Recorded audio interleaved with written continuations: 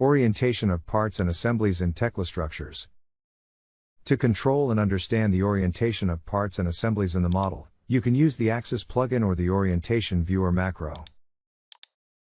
Using Axis, select a part to see its axes and text indicating its top, bottom, front, and back in the local coordinate system. The plugin is interactive. When you rotate or swap a beam or contour plate, it shows how the part's position changes.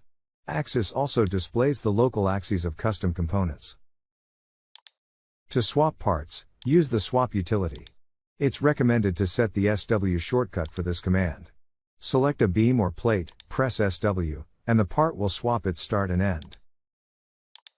For rotating a part around its central axis, use the Alt plus space shortcut. You can also use the rotate command to adjust the positions of parts, welds, and bolts.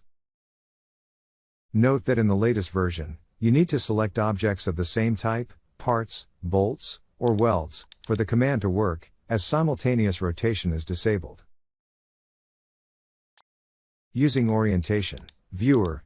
This macro shows the orientation of parts and assemblies. Select the desired part or assembly and run the macro. To remove the macro's results, regenerate the view. These tools will help you correctly use the special copy to another object feature and create assembly drawings.